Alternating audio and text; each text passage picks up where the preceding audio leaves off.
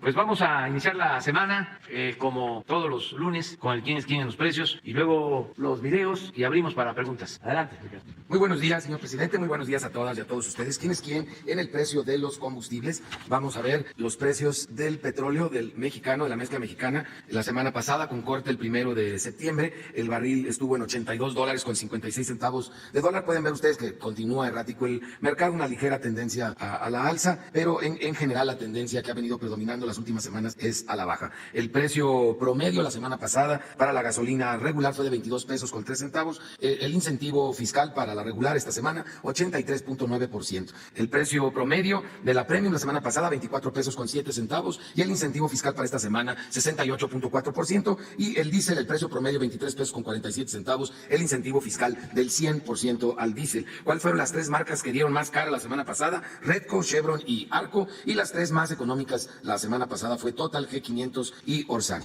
En las 8 regiones tenemos quién es el que dio más caro con el margen más alto. Y vamos a ver que de todas las 8 regiones, BP en Zapopan, Jalisco, fue el precio más alto, 23 pesos con 99 centavos por litro, con el margen más alto de 3 pesos con 62 centavos, comparado con los 17 centavos de franquicia Pemex en Veracruz, 20 pesos con 35 centavos el precio al público. De la Premium, BP aquí en la Ciudad de México, en la Benito Juárez, tuvo el precio más alto, 25 pesos con 99 centavos, y el margen más alto, 3 pesos con 22 centavos, no tan mal como la semana pasada, pero sigue siendo alto el margen, comparado con los 19 centavos de franquicia Pemex en La Paz, Baja California Sur, con un precio en consecuencia al público más bajo, 23 pesos con 46 centavos. Y por último, en el diésel, franquicia Pemex tiene el precio más alto en Cozumel, Quintana Roo, 24 pesos con 71 centavos, un margen de 2 pesos 97 centavos, mientras que Petro 7, el más económico, en Chihuahua, 23 pesos con 69 centavos, 15 centavos de margen. Así podemos darnos cuenta si los que están cerca de nuestras rutas de desplazamiento, de nuestra casa, de nuestro trabajo, tienen un precio alto o un precio bajo, de acuerdo a este referente. Las denuncias que recibimos a través de la app de litro por litro, 247 atendidas a través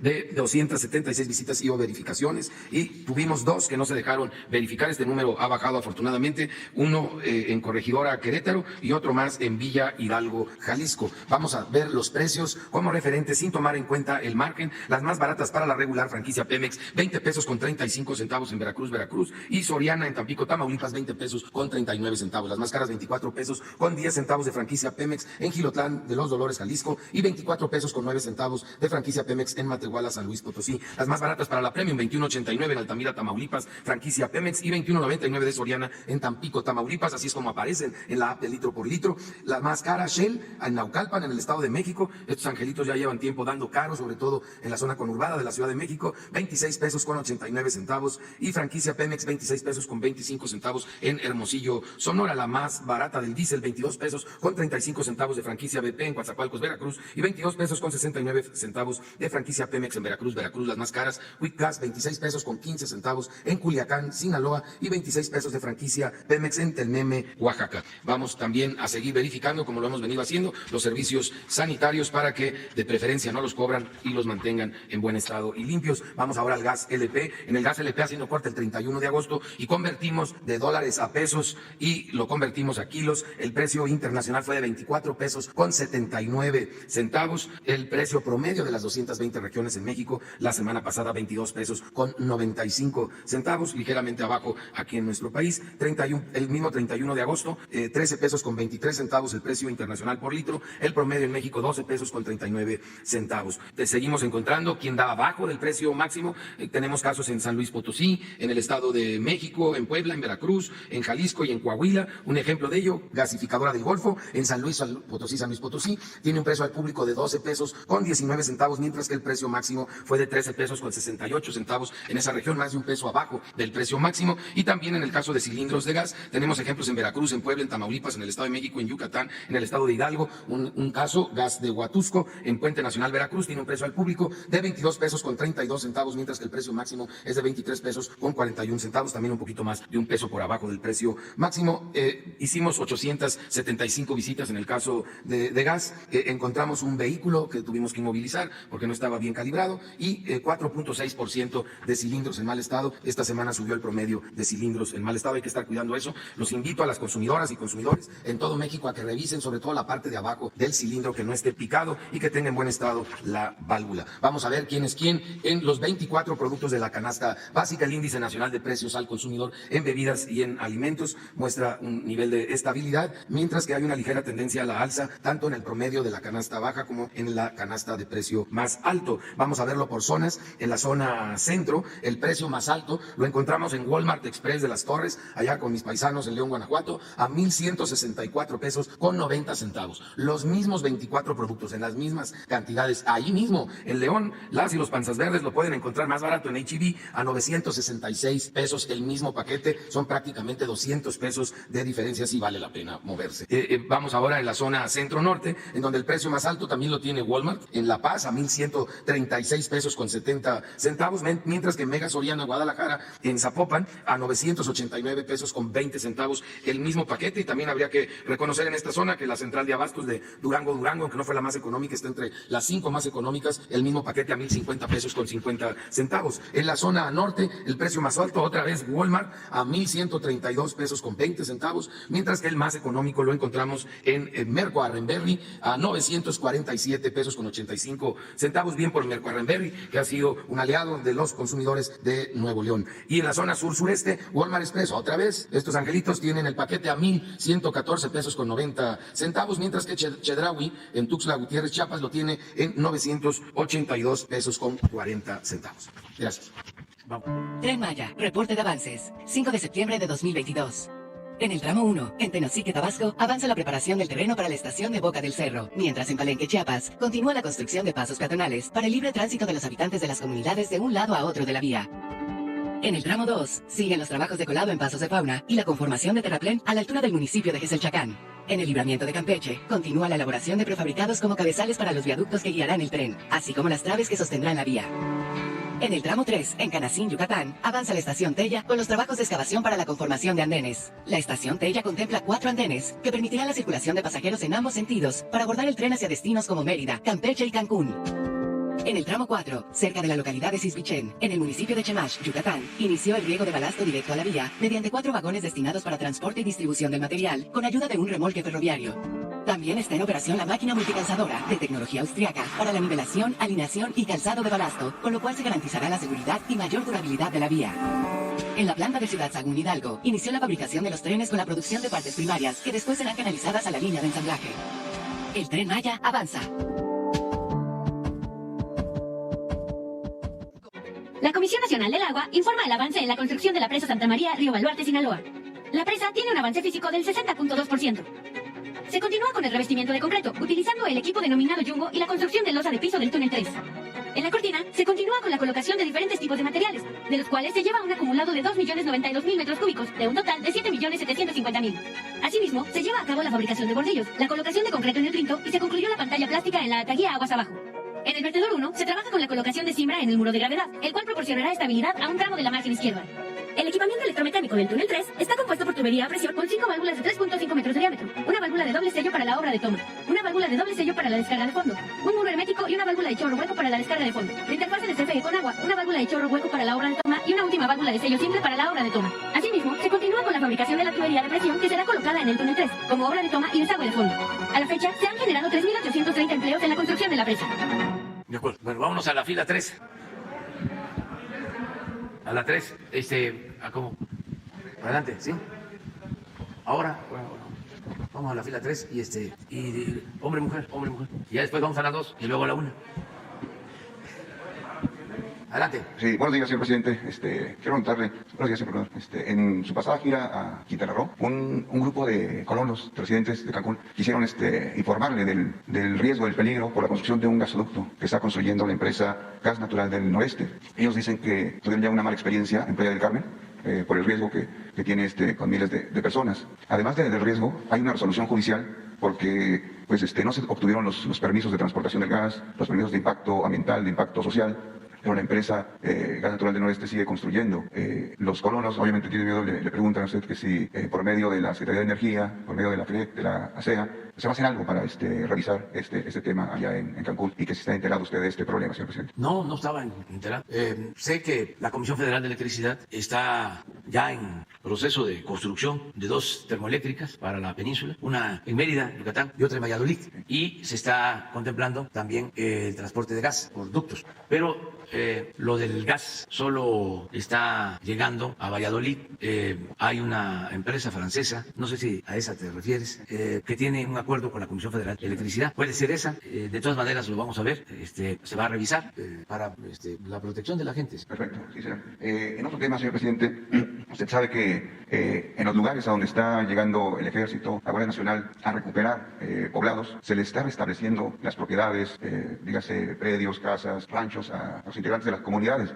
Hay gente preocupada en algunos lugares del país, del centro-occidente, que le piden la posibilidad de que se abra o se instale una mesa especial para que ellos presenten sus casos, porque han ocurrido, valga la redundancia, casos en donde llegan, secuestran a los propietarios, los hacen que firmen, los despojan de sus predios, de sus terrenos, de sus ranchos, y después incluso dan el lujo de sacarlos a la venta, ¿no? Con 1, 2, 3 propietarios, para que se pierda la ruta, la huella de todo esto. Entonces ellos le piden que si es posible que se rinda un informe de todas las propiedades que se han afortunadamente devuelto a sus legítimos propietarios, aunque tal vez un día jueves que se haga el informe de seguridad, que son bastantes los que ya se han devuelto, pero que también le piden que se instale o que se abra esa mesa, porque también hay muchos donde hay verdaderas injusticias. Principalmente, me comentaban, aquí traigo los documentos de un caso, que hay muchos migrantes mexicanos, esos héroes que se van a Estados Unidos, que después envían dinero en remesas, pero que dejan en México a sus familias, a sus mujeres, a sus madres solas, y que estas personas están siendo el blanco del ataque. Como saben que no tienen mucha familia, los están despojando de sus bienes. Y sería posible que se abriera una mesa vía la Secretaría de Gobernación, la Presidencia de la República, y enterarlo usted de todos estos casos. Aquí, si quiere, le entrego ahorita un caso específico de muchos que hay, y sí están atendiendo, pero son muchos más los que hay, señor presidente. Sí, vamos a pedirle a Ricardo Mejía que nos informe. Eso era una práctica, bastante usada por la delincuencia en los gobiernos anteriores. Había incluso complicidad de notarios. Sí. Obligaban a la gente a firmar escrituras para miembros de la delincuencia. Despojaban de terrenos a sus legítimos dueños. En el tiempo que llevamos no hemos sabido de eso, nada. Pero sí hay denuncias presentadas por esos despojos de antes. Debe la Fiscalía tener datos y saber cómo van estas denuncias y las devoluciones que se están haciendo de las propiedades. Entonces, el jueves con Ricardo Mejía, que nos informe sobre eso, si te parece. Claro, señor presidente. Y por último, nada más preguntarle si ya hay una fecha para que venga la maestra Raquel Buenrostro. ¿Se acuerda que estaba pendiente el asunto del TUA, de la intervención en la que están los usuarios de las líneas aéreas por el no uso de los viajes? Lo que se decía que estaban sudando el dinero para ver qué reporte tiene. Y de pasada también, si nos pudiera decir qué avance tiene la investigación en el terreno financiero de los 8 penales que se construyeron y que hubo un gran fraude. ¿Se acuerda usted que se pagaron 270,000 millones de pesos cuando realmente se tenían que pagar 62,840 de 76 convenios modificatorios? Ahorita está por resolverse este asunto en el terreno judicial y por tiempo, por prescripción, están a punto de quedar impunes todas estas personas, entre ellos el oficial mayor del tiempo de García Luna, Sergio Montaña Fernández. Siguen manejando mucho dinero ya fuera de gobierno, y se presume incluso que parte de todos estos recursos, todo este dinero, serviría incluso para la defensa, para pagar a los abogados de la gente que está siendo procesada en Estados Unidos. ¿Tiene usted conocimiento también de estas investigaciones, o si la Unidad de Inteligencia Financiera está checando cómo están moviéndose todos estos dineros de la gente que estuvo en los sexenios pasados, pero que siguen teniendo impacto en señor presidente? Sí, te refieres a los penales que se contrataron a particulares, sí. La privatización de las cárceles que llevaron a cabo. Ahí se buscó un arreglo y se está cumpliendo, según la información que poseo, porque se pagaba muchísimo y aceptaron las empresas hacer una reducción del pago. Pero al mismo tiempo quedó abierta la investigación judicial. Rosa Isela Rodríguez llevó este asunto. Le vamos a pedir a ella está que nos informe. Sí, por prescripción, por temporalidad, está a punto de que queden impunes. Sí, y te agradecemos, y agradecemos a todos que estemos pendientes, porque si no se vencen los plazos o ya prescribe y no se actúa. Ya se logró que no se pague tanto, ¿no? Y un ahorro, creo que para el tiempo que vamos a estar nosotros nos va a servir significar un ahorro de alrededor de 10 mil millones de pesos. Pero de todas formas, como hubieron delitos, como se presume que se cometieron delitos al entregar estos contratos, quedó abierta la investigación. Entonces hay que ver en qué está. Y eso Rosa Isela nos puede informar. La fila 3. Buenos días, presidente. Aida Rivera, de Código Libre. Para preguntarle, presidente, si ya están definidos los posibles candidatos de Morena para el gobierno de la Ciudad de México, saber a quién visualiza usted para ocupar el cargo, a la secretaria Rosa Isela Rodríguez, a Martí Batres, al diputado Noroña o a la alcaldesa Clara Brugada. No, pues ya. Ya no hay tapados. Ya tú acabas de mencionar a 4, ¿no? Sí. Pues ¿Los 4 podrían ser? sí, y debe haber más. Pues yo no, ahora no, podría decir, pero en unos días más que yo lo piense, pues hay muchísimos. O sea, y todos tienen derecho y además ya no hay tapados y se van a inscribir. Es algo muy importante porque van a inscribirse y el Congreso o el Consejo, ¿no? En este caso de Morena, aunque lo podrían hacer todos los partidos, decide que son 10, o 20, o 30 los que se inscriban, o menos 5. Y estos compañeros, compañeras, ciudadanas, ciudadanos, van a encuestas para ver quién es quién con la gente, porque es el pueblo el que manda. Y de esa manera se va a decidir.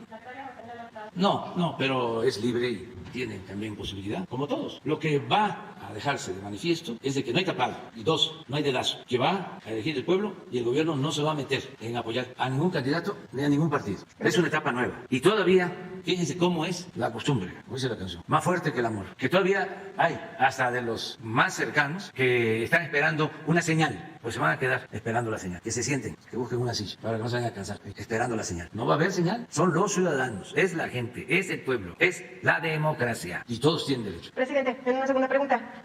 Hoy inicia la segunda semana de clases, el regreso a clases en nivel básico y en escuelas normales. ¿Tienen ya un reporte del número de deserción que se ha identificado de alumnos tras este regreso? Están trabajando sobre eso para ver cuántos están dejando de asistir. ¿Por qué razón? Hay un crecimiento en la matrícula evidente en el nivel medio superior y en el nivel superior. Donde se piensa que hay una disminución en la matrícula es en el nivel básico, pero es hipotético, todavía no tenemos la información. ¿Para cuándo la tendrían o tiene programado? Pues yo pienso que para este fin de semana ya tendríamos ya una información.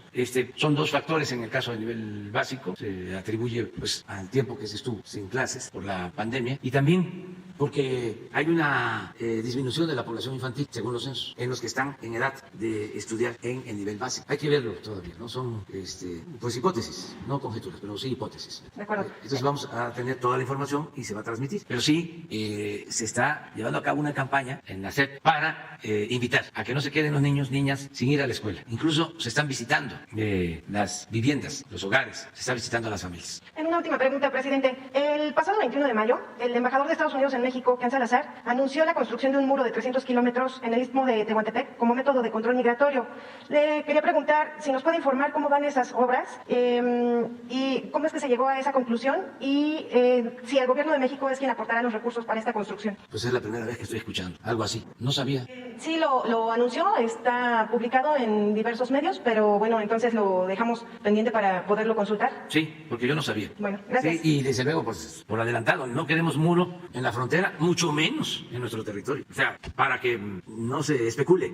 Nosotros le reconocemos al presidente Biden que decidió no construir muros o no continuar con la construcción del muro en la frontera. Es el único presidente de los últimos tiempos, porque desde el presidente Bush, el finado, luego Clinton, así es, ¿verdad? Luego Bush hijo, Obama, el presidente Trump, todos hicieron un muro, todos, llevan como 1.200, 1.500 kilómetros, de 3.180 kilómetros, llevan como la mitad. Y era como una manda, todos los presidentes hacían su tramo. Yo creo que el que hizo más fue el presidente Bush, está entre el presidente Bush y el presidente Trump, pero todos, demócratas o republicanos. Y el que dijo no, y no ha construido, fue el presidente Biden. Y eso se reconoce, porque también es propaganda, con todo respeto, publicidad, y no ayuda en nada eso. Lo que ayuda es que se apoye a los países con población pobre, que no tienen empleo y que tienen como opción emigrar para buscarse la vida, para trabajar honradamente, en la mayoría de los casos. Entonces hay que invertir en eso. Cuando fui a la ONU eso planteé, no puede ser que haya 800 millones de pobres en el mundo que perciben o viven o sobreviven con $1 diario, habiendo una minoría que tiene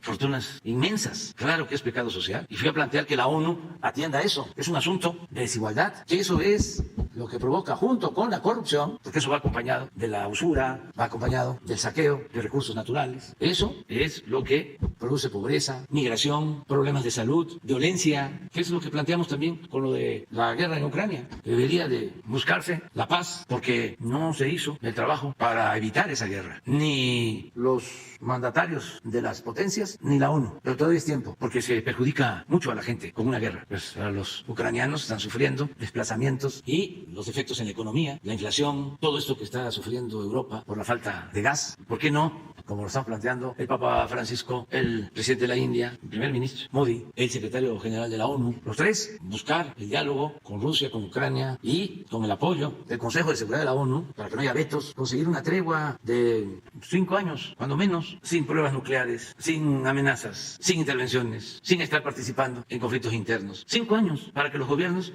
se dediquen, se ocupen de atender las necesidades de la gente, los graves y grandes problemas de cada nación. Eso sería extraordinario, pero no hay ninguna actividad en ese sentido. Es muy lamentable que esto suceda. Sí, está trabajando en esa propuesta. Se va a presentar cuando le corresponda intervenir a México en septiembre, en este mes, en la ONU. El secretario de Relaciones, Marcelo Ebrard, va a presentarla formalmente, pero ya estuvo aquí el embajador de la Fuente y hablamos del tema y recibió esa indicación que se comience a trabajar en la propuesta que va a hacer México. Muy bien. La tercera. Seguimos con la tercera fila. Gracias, presidente. Buenos días, Arturo Serra, de Financiero Bloomberg. ¿Qué expectativa tiene, señor, de la aprobación de su iniciativa para que la Guardia Nacional pase al mando de la Secretaría de Defensa Nacional?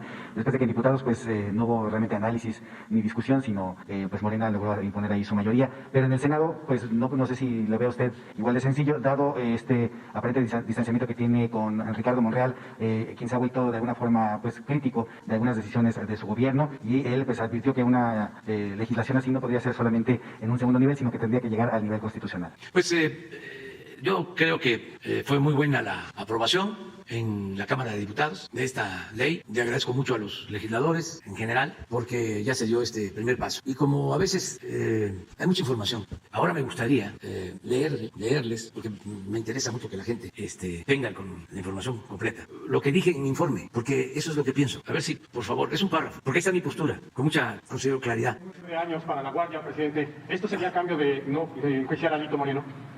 Vamos a contestar ahora y también te contesto a ti, pero vamos. Es más, este es el párrafo en seguridad, la parte de seguridad, donde hablo de lo de la Guardia, precisamente, Guardia Nacional. Yo siempre he sostenido que las alianzas se hacen con el pueblo, no es algo de las cúpulas, como era antes. Y he sostenido que cada servidor público es responsable de sus actos y que no es de andar negociando. La política no es un toma y daca, la política tiene que ver con ideales, tiene que ver con principios. Y nosotros estamos defendiendo esto porque consideramos que le conviene al pueblo de México. Estamos poniendo por delante el interés de los mexicanos. Esto no tiene que ver con intereses partidistas, con grupos, facciones, sectas, cacicazgos. Esto tiene que ver con lo que más conviene a los mexicanos en un tema tan importante como la seguridad. Si fuesen responsables los opositores, los conservadores, deberían de estar apartando en el debate, en las diferencias, y darle un trato especial a seguridad. Porque tiene que ver con todos. ¿Cómo se va a partidizar el asunto de la seguridad? ¿Qué le va a interesar a los de Guanajuato, que están sufriendo tanto por la violencia, si los que tienen mayoría no apoyan a la Guardia Nacional? Porque políticamente son otros intereses. Si el único interés que nos debe de importar es el interés del pueblo y la seguridad del pueblo. Pero es no.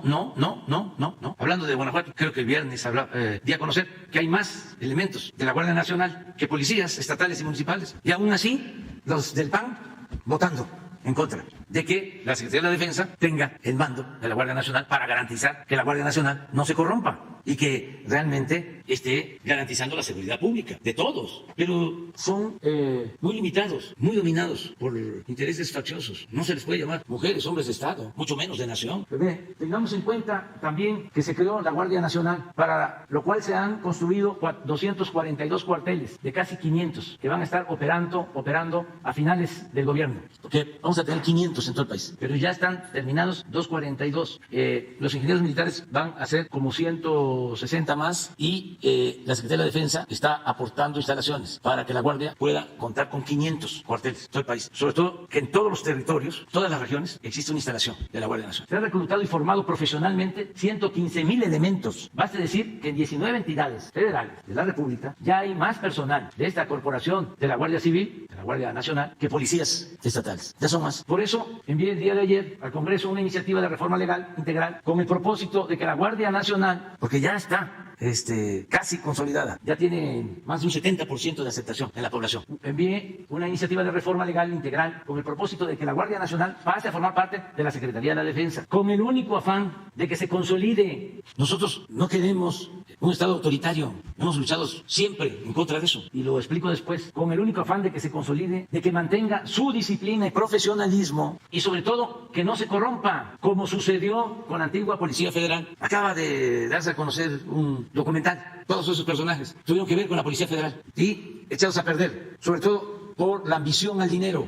Entonces, por eso es que queremos cuidar la Guardia Nacional. Imagínense, se deja en seguridad pública, en gobernación, no salen los neofifís, estos que se formaron durante el periodo neoliberal. Nada más es cosa de verlos como en serie. Sus ropas, sus cortes de pelo, con aspiraciones solo de poder, sin ideales, sin principios, aspiracionistas, capaces de todo. Una especie de neofifís, todos ellos. No, eso no se puede volver a repetir. El propósito no es militarizar o ir al autoritarismo, sino cuidar con la vigilancia de la Secretaría de Defensa el crecimiento sano de la que debe ser la principal institución de seguridad pública del país, la Guardia Nacional. ¿Cómo está en Italia? ¿Cómo está en Francia? ¿Cómo está en España? ¿De dónde depende la Guardia Civil de España? Pues de la Secretaría de la Defensa. Los carabineros en Italia, de la Secretaría de la Defensa. Que nadie se confunda o se haga el que no sabe. Aunque ahora está de moda esto, el que volteen a ver por otro lado o se hacen patos. En nuestro gobierno no hay personas como el señor García Luna. No hay, porque no lo dicen. Pero lo más importante, no se permite la violación de derechos humanos. Y por eso decimos, no somos iguales. La autoridad no es cómplice, encubridora y tampoco ejecutora de torturas y de masacres. ¿Ya se les olvidó eso? Eso no lo pueden reconocer. ¿Y dónde está la honestidad intelectual de nuestros adversarios, de nuestros críticos? No se admiten relaciones de complicidad con nadie y por el contrario, se combate la impunidad y existe toda la voluntad para no dejar sin castigo ningún delito. El caso de Ayotzinapa es una prueba. Esta es mi postura. Si los senadores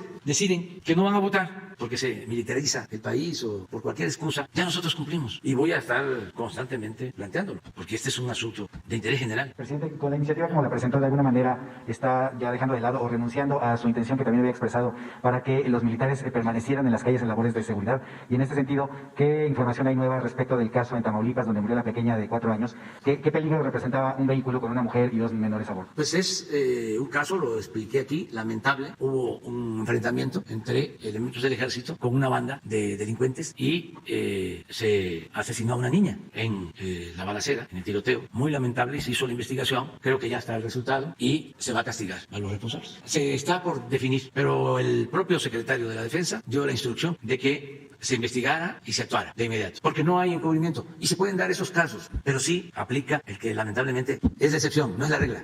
Desde luego se nos presenta esta situación lamentable, dolorosa para la familia y nuestros adversarios. Se alborotan los sopilotes, la chombada, pero este es otro tipo de cuestión y esto no tiene que ver con la actuación responsable que ha caracterizado a la Secretaría de la Defensa. Y finalmente, presidente, en temas económicos, en el informe usted hablaba de que ya se han recuperado los niveles prepandemia y puso como ejemplo la recuperación de los empleos registrados en el IMSS, pero ¿qué hay de los otros indicadores? Por ejemplo, la inflación que ya llegó en la segunda quincena del mes pasado a 8.6%, la expectativa del Banco de México para el próximo año en el crecimiento del Producto Interno Bruto la bajó prácticamente 1 punto, y esta inflación que usted nos ha puesto como pues, un ejemplo de contención de mayores efectos por la crisis a nivel mundial, pues ya está incluso ahora arriba de la de Estados Unidos, que ellos en el último mes, en su último reporte, la bajaron de 9.1 a 8.5%. ¿Cuál es ese panorama que nos puede ampliar respecto de las expectativas económicas? Gracias. Pues que México tiene una situación económica, lo dije, excepcional. A ver, ponme el párrafo de la situación económica de México. En el informe es un párrafo donde hablo de 2 elementos que nos han funcionado.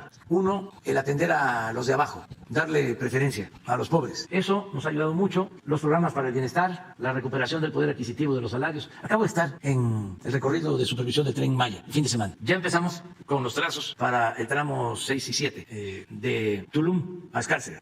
Como ya empieza a haber trabajo, la gente está muy contenta, muy contenta, porque se está reactivando la economía. Todo el sureste, pero tiene que ver también con los programas para el bienestar. Por ejemplo, en la cabecera municipal de Calakmul, que se llama Espujil, no solo la cabecera, en todo Calakmul, hay 5,000 sembradores que reciben un jornal para sembrar árboles frutales y maderables en sus parcelas. 5,000 que tienen un ingreso permanente. Quienes conocen el sureste saben lo que era Espujil. No había o se padecía mucho de falta de agua. Estamos haciendo un acueducto para que no falte ya nunca el agua. Y ahí está la zona arqueológica de Calakmul. Pero con todos estos trabajos, los programas de bienestar, el Tren Maya, la recuperación del poder adquisitivo de los salarios, que eso no lo hicieron los gobiernos neoliberales corruptos. Al contrario, se cayeron los salarios durante todo el periodo neoliberal. Es que si nos metemos a hablar de datos, ¿no?, económicos, más las remesas que siguen creciendo, que no vamos a dejar de agradecerle a nuestros paisanos, que este año es muy probable que lleguemos a 60,000 millones de dólares. Todo esto ha mejorado la situación económica de la población más pobre del país y al garantizarse, cuando menos lo básico, que la gente tenga para su alimentación, para lo básico, se ha mantenido la paz y ha permanecido encendida la llama de la esperanza. Yo ya estaba lloviendo ayer, antier,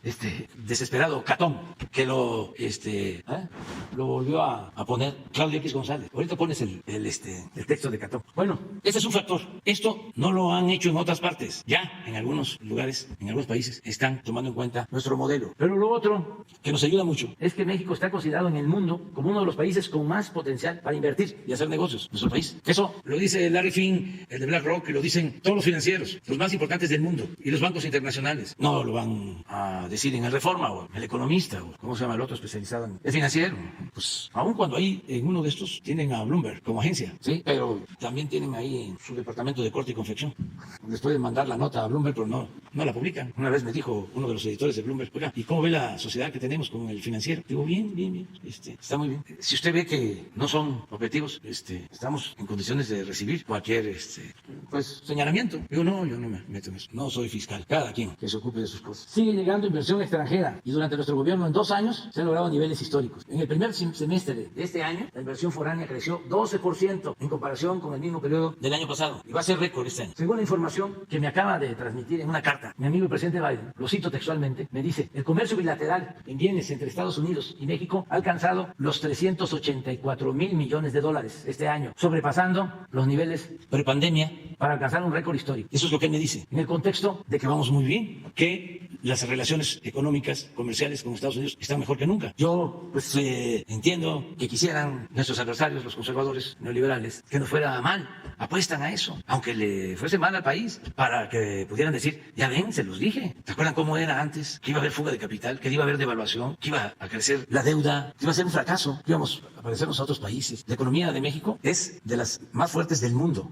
Nada más en deuda. ¿Por qué no pones la gráfica del otro día de deuda con relación a otros países? Y ofrezco disculpa por tardarme sobre estos temas, pero es lo que más difunden calumniosamente nuestros adversarios en los medios de información. Entonces tengo que aprovechar para aclarar lo más que pueda. Y ahora también te voy a aclarar lo de la inflación. Entonces, datos. Ha crecido menos la deuda en lo que vamos, comparado con el mismo periodo de Calderón y de Peña. Y se nos cayó la economía. Y no solicitamos deuda adicional. Casi en todos los países, con la pandemia, contrataron deuda. Y ahora están padeciendo. Por eso, esta fue una decisión que tomamos. Importante. Es esto. Y ahora por la inflación. Y es probable, por esto, estamos viendo, en la deuda de Estados Unidos, en la de Japón, pues ellos, Estados Unidos, tienen el dólar. Entonces, están metiendo para bajar la inflación. Y siempre, históricamente, o sea, por lo menos en los últimos 10 años, la inflación de Estados Unidos estaba más abajo que la de México. Y lo podemos medir. Y en los últimos tiempos, la inflación de Estados Unidos se fue arriba que la nuestra. Entonces, es probable que hacia adelante, porque todavía vamos a llevar a cabo acciones, de que nos quedemos un poco arriba en inflación de Estados Unidos. Pero está por verse, porque nosotros estamos aplicando políticas que nos están funcionando. Por ejemplo, esto fue nuestro. No nos lo recomendó el Fondo Monetario Internacional, no nos lo recomendó el Banco Mundial. Salió de nosotros. El que no íbamos a aumentar las gasolinas, ni el diésel, y que íbamos a subsidiar estos combustibles porque nos convenía más para controlar la inflación. Si no hubiésemos tomado esa decisión, la inflación se hubiese elevado al 14%, no al 8.5 o al 8.2, al 14%. Y nos iba a causar estragos en la economía popular, en los ingresos de los trabajadores. Claro que nos costó el subsidio, nos está costando alrededor de 300,000 millones. Pero aún así tenemos una recaudación, un ingreso en el gobierno de 2.5% más que el año pasado, en términos reales. Entonces, esas decisiones nos ayudan mucho. Todavía la gasolina en México es más barata que en Estados Unidos, y ya ni hablar con relación a Europa. Sigue funcionando muy bien el tratado. Cada vez hay más inversión que viene a México por esta situación especial. A ver si consiguen por ahí un mapa mundi en donde le están dando la vuelta desde China hasta Europa al gas de Rusia. Miren lo que están haciendo. Aquí está. Puede subir un poco más la nuestra. Toco madera, pero así estamos. Y vamos a fortalecer, tenemos una reunión esta semana con todos los integrantes del Gabinete Económico para fortalecer el plan antiinflacionario. A ver si está de casualidad. Es difícil, pero ya quedamos. Seguimos en la tercera. Lo de Monreal, que tiene que ver con lo mismo. No hacemos nosotros alianzas cuando se trata de defender los intereses del pueblo, de la nación, y que cada quien asuma su responsabilidad. Es que cada quien tiene que actuar de acuerdo a principios y a ideales. Y esto no está para politiquería, con nadie. O sea, aquí lo que se aconseja respetuosamente es que pensemos en el pueblo. Una recomendación respetuosísima a los dirigentes del PRI, que piensen en la historia de defensa de los intereses del pueblo, de los intereses de la nación, cuando en momentos estelares en nuestra historia se recuperó el petróleo, se recuperó la industria eléctrica. ¿Qué tienen que ver con un partido que surgió para oponerse a la expropiación petrolera? Le dan 9 años a la Guardia. Si ellos plantean que van a actuar acorde con los sentimientos de la mayoría de los mexicanos, les va a ir bien. ¿A quién le va mal en política? Al que nada más está pensando en beneficiarse en lo personal o en beneficiar a los de arriba. Cuando se piensa en salvar al pueblo, les va bien. La fórmula es: no se puede avanzar haciendo una política en beneficio del pueblo si no se toman decisiones atrevidas en beneficio del mismo pueblo. Pero si piensan que van a irse la pasando como antes, que la política eran las relaciones entre los políticos, que era desayunar con políticos, comer con políticos, cenar con políticos, hablar con políticos, vivir en mansiones, en departamentos en el extranjero, con sastres de Europa, de todas esas extravagancias, no, ya que vayan pensando en otra cosa, porque la gente eso lo detesta. Ya hay una revolución de las conciencias. Y Catón, no sé si lo conseguiste, no es que sea corrupto, es que se acostumbró al mundo de la comodidad conservadora y entonces se desespera porque no va al mercado. Aun cuando ya está grande, debería de acompañar a sus familiares a que vaya al mercado, que hable con las marchantas, con los marchantes, que hable con la gente, que hable con el pueblo, que vaya a una colonia popular un día, que alguien empiece a preguntar. Dice: siento pena, pena en el sentido de tristeza, pena en el sentido de vergüenza, cuando veo que la popularidad del presidente no ha bajado, pese a todas las evidencias que muestran los fracasos de su gobierno. ¿Cuáles son esas evidencias que muestran los fracasos del gobierno? Las del Reforma, del periódico donde escribe. ¿En qué país vivimos? Vivimos en un país bello, de gente buena, de gente trabajadora, con una excepcional diversidad y grandeza cultural que ya quisiera en otras partes. Nada más que se dé la vuelta ahí por su estado, por Coahuila, lo bello que es Coahuila. ¿En qué país vivimos? Pues en un país que nos dio a dirigentes como Francisco I. Madero, su paisano de Catón, a don Venustiano Carranza, que nacionalizó el petróleo en 1917. Por mi parte seguiré predicando en el desierto. No, que vaya a predicar a las colonias. Pero esto lo retuitea Claudio X González. Y es el pensamiento. ¿Cómo es posible que esto esté pasando? Si todos los días lo atacamos, ¿en qué país vivimos? Es cómo sostener de que la gente está mal, que gente tonta. No, tonto es el que piensa que el pueblo es tonto. En el informe también, al final del informe, fíjense lo que puse, de lo que me siento más orgulloso.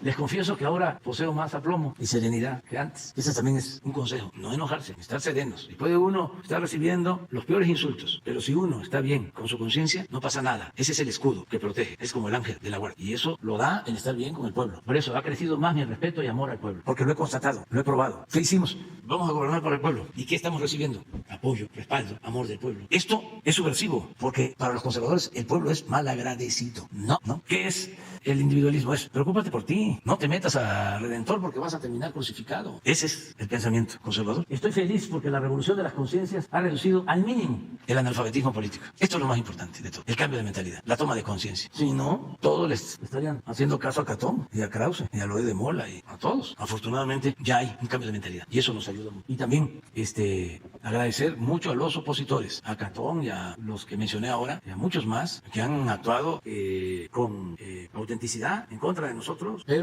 sin violencia, porque en el porfiriato los fifís, sobre todo cuando el huertismo, se organizaron para cometer abusos y crímenes. Una actitud de la derecha muy autoritaria. Esto que sucedió en Argentina, muy lamentable. Se salvó Cristina de milagro, pero eso no puede ser el camino. Por eso vieron condenas de todos los políticos, algunos no dejando de cuestionar, pero vamos a resolver las cosas con el diálogo y la confrontación política y en las urnas, con lo electoral, como lo hicieron ayer los chilenos. Esa es la vía, no la violencia, no la represión, la vía pacífica electoral. Los argumentos, convencer, no imponer. Y eso está sucediendo acá. A ver, la tercera de este lado.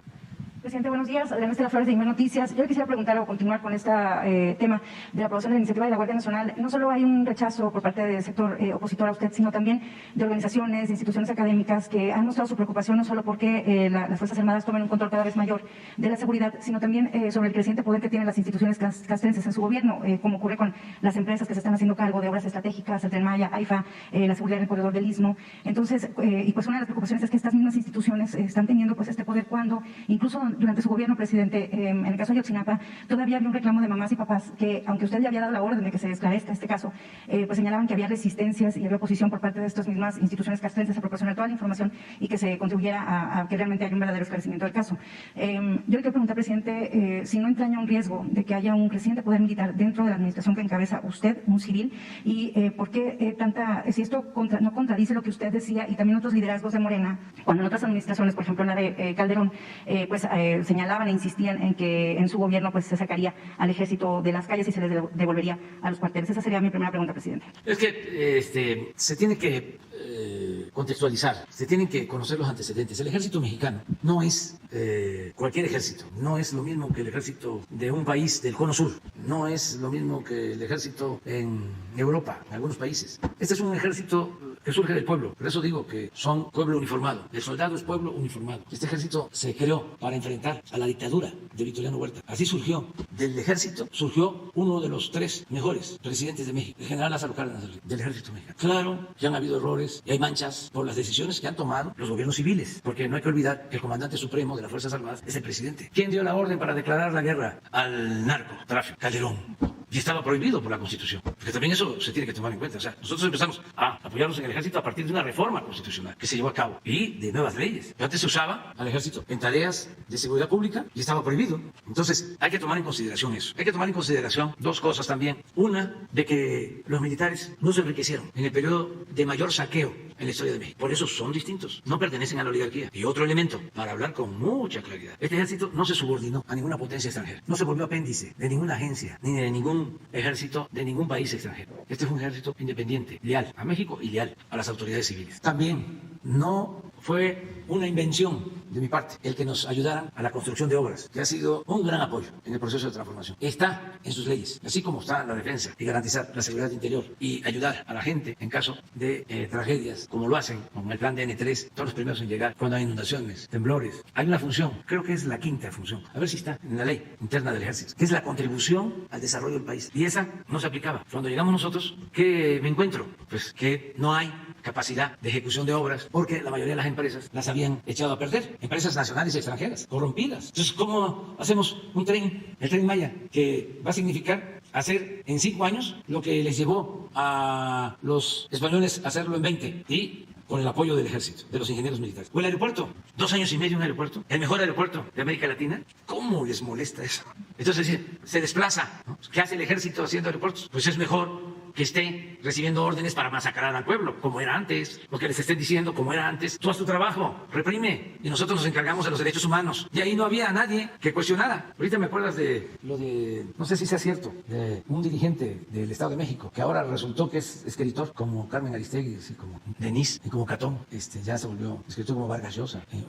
No sé si es en el Reforma. Pero bueno, termino nada más diciéndote esto. Mira, la ley orgánica, no se aplicaba, se aplicaba y desde luego y nos están ayudando muchísimo en eso. Y hay, por convicción al interior del ejército, la decisión de hacer valer y de cuidar que no se violen los derechos humanos. Además, la gente así lo percibe. ¿Quiénes no? Sí, respeto, ¿no? Pues quienes tienen un nivel de politización o tienen agravios o están ofendidos por actitudes del ejército mexicano o de los ejércitos. Lo que pasó precisamente en Chile, en Argentina, en el Cono Sur, en los 70, los golpes de Estado. Pero eso es otra cosa completamente distinta. Y depende también del presidente. Si el presidente ordena la guerra, pues entonces sí, se cometen graves violaciones a los derechos humanos, como sucedió durante el gobierno del presidente Calderón y también durante el gobierno del presidente Peña. Esto de Ayotzinapa, por ejemplo. Las mamás y los papás reprochaban que aún cuando usted dio la orden, presidente, todavía la Sedena y la Marina se resistían a dar información de su gobierno, presidente. Porque son procesos. Pero al final, apego estricto a la investigación y a las recomendaciones que hicieron grupos independientes. Y no hay impunidad. Porque también yo siento que ese fue el error y el crimen. Porque los errores en política suelen ser también como crímenes. Por eso no es de que, a ver, ¿quién es el más popular de la televisión? ¿Quién es el más guapo? ¿Quién es el más chistoso? Y ese, o el más popular, y ese puede ser presidente. No, este oficio requiere de cierto conocimiento. Es como el oficio del albañil o el oficio del carpintero. No es cualquier cosa. Entonces, yo lo que veo, si un batallón o los jefes de un batallón abusaron, violaron derechos humanos, ¿por qué protegerlos? Si se trata de una institución fundamental del Estado mexicano, que no correspondía decir, pasó esto y castigar a los responsables, no inventar algo que era irreal y que además iba a terminar por descubrirse, como todos los engaños, pero era parte de la prepotencia que existía, el desprecio por el pueblo, el afán autoritario. Eso ya no existe, esto es otra cosa, completamente distinta, y va a seguir siendo así. Nada de que van a permitir. Primero, va a ser muy difícil que regresen los que llevaron al país a la ruina. Va a ser muy difícil, aunque puede darse, porque en una democracia es el pueblo el que manda y es el pueblo el que decide. Pero no creo, esa es mi valoración. Y además, los nuevos que lleguen, que no pertenezcan al antiguo régimen y que quieran retrogradar, el pueblo los va a poner en su sitio, en su lugar. Por eso hay que avanzar, para que si le va mal al movimiento, hacia adelante, si le va mal al pueblo, porque ya no va a tener un gobierno suyo, un gobierno que lo proteja, que les cueste trabajo. O sea, estoy imaginando cómo van a dejar sin pensión a los adultos mayores. ¿Cuál es el argumento? Se acabó el dinero y ya no. Pero si está en la Constitución, si es un derecho, ¿cómo lo van a hacer? Y así vamos a dejar bien protegido al pueblo ante retrocesos que puedan darse. Lo que hablábamos en la Comisión Federal de Electricidad, todavía tenemos tiempo de enviar una iniciativa para que cero privatizaciones. Hacia adelante, o sea, claro, tenemos tiempo. Nos faltan un poquito más de 2 años. Este es el artículo. Y ahora ya es escritor. Sí, pero independientemente de que debe estar bien su artículo, ¿sí? Porque además fue gobernador y legislador, lleva mucho tiempo en la política. Lo interesante es que él aprobó lo de la prisión preventiva. Sí, hoy se va a discutir, pero imagínense, ahora en contra. ¿No tienes, con quién está? Claro, hasta las piedras cambian de modo de parecer, pero esto está, sí, bastante. ¿Y dónde sale publicado? En el Reforma. ¿Y ustedes creen que el Reforma? Sí, pero esto es de esa vez, ¿no? Sí, no, pero lo que voy es, imagínense los editores del Reforma, o sea, que no sabían de esto y lo invitan a escribir, para ahora desdecirse. Son traviesos, ¿no? Presidente, y en un segundo tema, hablando de la CFE, le quiero preguntar, presidente, si ya tendrán o van a dar a conocer finalmente el nombre de la empresa involucrada, dueña de la concesión de la mina del Pinabete.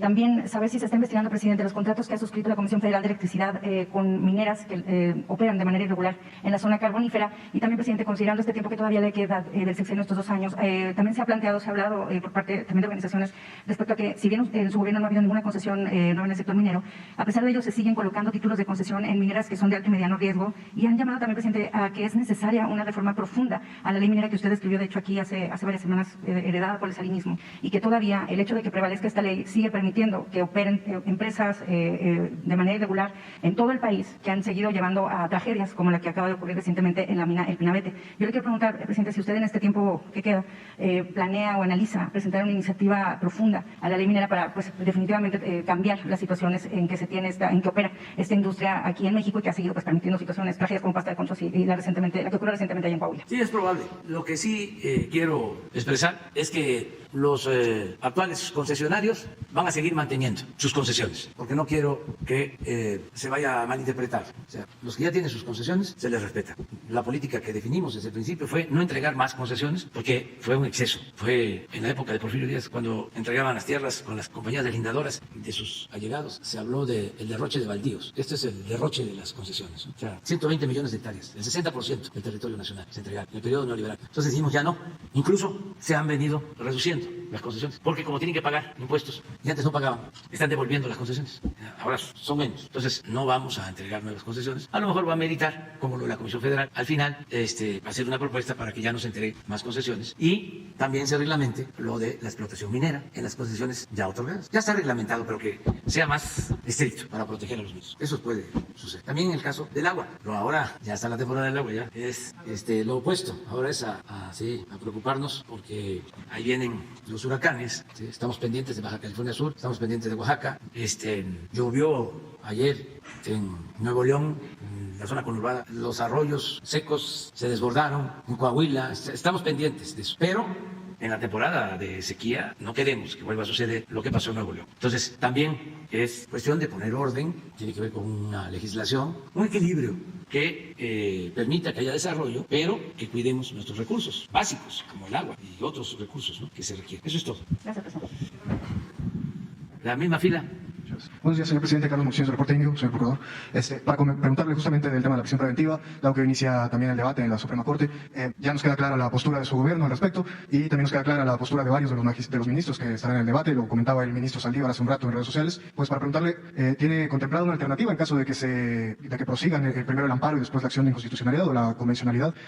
No sé, enviar alguna iniciativa para mantener la figura, reformarla, ya que, como nos comentaron durante la semana pasada, pues corresponde al Poder Legislativo de ver por este tipo de reformas, este tipo de regulaciones? Yo creo que lo tendría que ver el Poder Legislativo, porque si se cancela el artículo, entonces sí es una invasión abierta a la facultad del Poder Legislativo. No se estaría cumpliendo con el principio del equilibrio y la separación de poderes. El Legislativo tendría que actuar. No creo ello, la verdad, que se atreva, porque es completamente violatorio de la Constitución. Pero eso ya le correspondería al Legislativo. Y nosotros, pues, defendernos para que no nos invadan. Sí, porque pues ya no sería la Suprema Corte de Justicia, sino el Supremo Poder Conservador. También depende de cómo resuelvan, pero no pueden quitar algo que está en la Constitución. Creo que lo van a analizar bien y hay que tener confianza. Incluso son muy buenos abogados constitucionalistas y son buenos abogados en general. La diferencia que tenemos con ellos es de que no se les da mucho el apoyar al pueblo. Les cuesta trabajo ponerse del lado del pueblo, pero eso no quiere decir que no sean buenos abogados. Son muy buenos, nada más que no le tienen amor o no le tienen tanto amor al pueblo. Entonces se fascinan con la defensa de los grupos de intereses creados. Su mundo es el de los abogados, los fiscalistas, los lobistas de empresas extranjeras. No todos, desde luego, pero hay esa tendencia. Pero de que son buenos abogados, sin duda. Vamos a esperar, mujeres y hombres. ¿Ha dialogado con el ministro Saldívar al respecto desde que inició esta...? No, porque somos respetuosos de la independencia del Poder Judicial y de la Fiscalía y del Poder Legislativo. Les estoy planteando esto de la Guardia. Claro que no me voy a quedar callado. O sea, si en el caso de la Guardia veo que hay senadores que votan en contra, vamos a respetar su decisión, pero aquí vamos a hablar sobre el tema. Y no es amenaza ni advertencia, no. Es que se trata de intereses superiores y aquí sí que lo personal, por legítimo que sea, pasa a segundo plano. Aquí está por encima el interés general, el interés del pueblo. Y más durante un proceso de transformación. Imagínense que a los 10 años, 15 años, ya estén los García Lunas en la Guardia. ¿Cómo vivían los comandantes, los jefes? Es que no se ha hecho investigación sobre eso. Formados de atenciones, de privilegios, mansiones, hacían y deshacían, prepotentes, autoritarios, corruptos. Tanto trabajo que nos está costando crear la Guardia, profesionalizarla, evitar que se corrompa, que actúe con disciplina, que respete los derechos humanos, porque es un proceso, está ya en las escuelas de Marina, de Defensa, todo lo relacionado con derechos humanos, toda la formación tiene que ver con eso, el uso adecuado de la fuerza, los límites, se está preparando para la seguridad pública, no para reprimir, estamos avanzando en todo lo que tiene que ver con la inteligencia para no usar la fuerza, se llevan a cabo acciones ahora en donde no se dispara un tiro y se detiene a gente de altos vuelos en la delincuencia, porque se está trabajando con ese propósito. Y luego, lo más importante de todo, el que no estemos permitiendo que haya semilleros, la atención a los jóvenes, que no los enganchen. Y estamos por terminar un estudio que mandé a hacer acerca de la edad de los detenidos en el tiempo que llevamos, porque tengo la hipótesis de que estamos deteniendo a más gente mayor que antes, mayores de edad. Es hipotético, o sea, no está todavía demostrado, pero es notorio que los jóvenes tienen opciones. Me dio mucho gusto poder informar que de 2.500.000 jóvenes del programa Jóvenes Construyendo el Futuro, de 2.500.000, la mitad se han quedado a trabajar en las empresas en las que se les dio la beca, el trabajo como aprendices. La mitad. Eso es muy importante. Y lo mismo en el caso de la educación. Y ese es el mejor remedio. Atender a los jóvenes, que haya menos pobreza, que se reduzca la brecha de la desigualdad, que también en eso vamos. Y lo que es tesis central. Lo importante no es el crecimiento económico, lo importante no es lo cuantitativo, lo importante es la distribución de la riqueza, lo importante es lo cualitativo y lo estamos probando. Sin crecimiento hay una mejor distribución del ingreso y menos pobreza. Esa es la esencia de todo. Para la tecnocracia el parámetro fundamental es crecimiento y eso no indica nada o muy poco o no es suficiente porque se puede acumular el dinero arriba y no hay distribución. Y ahora solo con la fórmula de atender de abajo hacia arriba y no como lo hacían, de arriba hacia abajo, con el engaño de que si llovía fuerte goteaba abajo o si se llenaba la copa, se derramaba hacia abajo. No, pues se llenaba la copa y ponían otra copa y nunca se caía el agua por abajo. A desayunar. Adiós. Ya.